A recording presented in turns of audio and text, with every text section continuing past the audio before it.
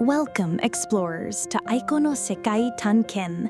I'm Dr. Aiko, your cheerful guide through the worlds of lost civilizations, forgotten kingdoms, and mysteries waiting to be uncovered. Today, we journey deep into Africa's golden sands, where legends speak of a kingdom so wealthy that even the streets of its cities seem to shimmer in the sun. This is the story of Mali and the golden city of Timbuktu. Stay with me until the very end, because this tale is filled with wonders, secrets, and treasures you won't want to miss. Close your eyes for a moment and imagine the wind brushing warm sand against your face. The Sahara stretches endlessly, but far beyond the dunes lies a kingdom that once thrived like no other. In the 14th century, Mali stood as one of the most powerful empires in the world, ruled by kings whose wealth was so great it became legendary. This was not just an African empire, it was a global marvel, influencing trade, culture, and even politics far beyond its borders. As the desert fades before us, we step into the bustling streets of Mali's capital, Niamey. The air hums with the sound of merchants, traders, and scholars speaking in dozens of languages. Caravans arrive with salt, ivory, cloth, and above all, gold. Mali was a land so rich in gold that its very soil seemed touched by the sun.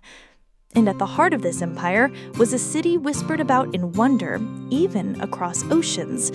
Timbuktu, the shining jewel of knowledge and commerce. Timbuktu was more than a market. It was a beacon of wisdom. Imagine walking down its sandy streets in the 15th century. Libraries towered with manuscripts, mosques glowed under the desert sun, and scholars gathered in open courtyards to debate astronomy, medicine, mathematics, and poetry. In a time when much of the world still struggled with literacy, Timbuktu offered tens of thousands of books, treasures of human knowledge carefully guarded and passed down through generations. But Timbuktu wasn't born overnight. To understand its greatness, we must meet a legendary figure, Mansa Musa, perhaps the richest man in human history. His reign in the early 1300s transformed Mali into a global powerhouse. Musa's pilgrimage to Mecca became the stuff of legend, not only for its piety, but for its unbelievable display of wealth. With thousands of attendants, camels carrying gold dust, and gifts so generous they disrupted entire economies, Mansa Musa's journey announced Mali to the world. Picture the streets of Cairo when Mansa Musa arrived.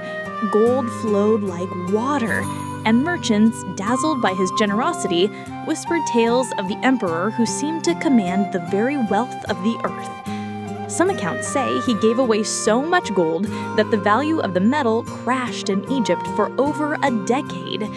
This was the kind of power Mali held, and Timbuktu thrived at its core, growing into a hub that attracted scholars, traders, and dreamers from across continents. As I walk through Timbuktu's ancient gates in our journey, the air feels electric. Traders from North Africa bring salts and silk, merchants from West Africa bring kola nuts and ivory, and caravans from as far as Europe seek access to this glittering empire. But what sets Timbuktu apart is its devotion to learning. Here, scholars gather at Sankore University, debating philosophies and studying texts preserved from ancient Greece, Arabia, and even Asia. Knowledge here was as precious as gold. Let's step inside one of Timbuktu's libraries. The smell of parchment fills the air, and thousands of manuscripts line the shelves. These are not just records of trade, they are works of science, law, medicine, poetry, and theology. Imagine a single library holding more books than entire kingdoms of medieval Europe.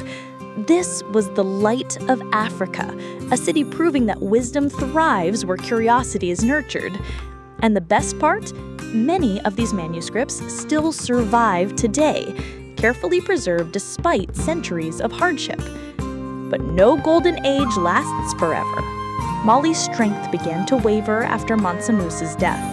His successors struggled to maintain the vast empire, and rival powers began to rise. Timbuktu, though still radiant, faced new challenges. The Songhai Empire eventually claimed the city, carrying Mali's torch forward. Yet, even as rulers changed, Timbuktu remained a beacon. Its reputation as the city of gold and knowledge continued to attract visitors from every corner of the world. By the 16th century, new storms approached. Moroccan invaders armed with gunpowder and cannons descended upon Timbuktu. The great city, once free and flourishing, was torn apart by foreign conquest. Libraries were looted, scholars exiled, and manuscripts scattered. The empire that once dazzled the world with wealth and wisdom began to fade into the sands of time, remembered more as legend than living power. Still, its memory survived, whispering through history as the lost kingdom of Mali. Today, when we speak of Timbuktu, many imagine it as a myth, a name more than a place. But step into modern Mali, and you can still find the remnants of its glory. Ancient mosques still rise against the desert sun, and hidden in family trunks and private collections are manuscripts that carried the soul of Mali's golden age. Scholars and historians continue to uncover these treasures, reminding the world that Timbuktu was once a beating heart of global knowledge. As I stand here, surrounded by crumbling walls and whispers of the past, I can't help but wonder, what if Timbuktu had never fallen? Would Africa have become the center of global science and trade? Would the course of world history have shifted, bringing knowledge and prosperity from the deserts of Mali to every corner of the earth? History isn't just what happened, it's what could have been. And that makes this journey even more fascinating. Let's pause for a moment and think of Mansa Musa once more. His story, often told through gold and wealth, carries a deeper message. Mali's true strength wasn't just in its riches, but in its commitment to knowledge, faith, and culture. It teaches us that civilizations rise not only on treasures of the earth, but on the treasures of the mind. Timbuktu's manuscripts remind us that wisdom once nurtured never truly dies. It only waits to be rediscovered. In the end, the story of Mali and Timbuktu isn't just an African story, it's a human story. A tale of how curiosity, learning, and ambition can turn even the harshest desert into a garden of ideas. A reminder that wealth means nothing if it's not shared, and that power shines brightest when guided by wisdom. As we close this journey, let Timbuktu's spirit travel with you, whispering that even forgotten kingdoms still have lessons to teach.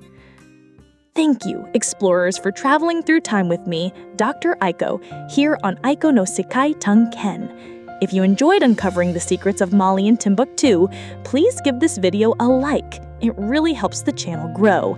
Share your thoughts in the comments, I love reading them. And don't forget to subscribe so you won't miss our next great adventure. Where will we journey next? Perhaps to the lost city of the gods, or into the ruins of forgotten temples. Stay curious, and I'll see you in the next video.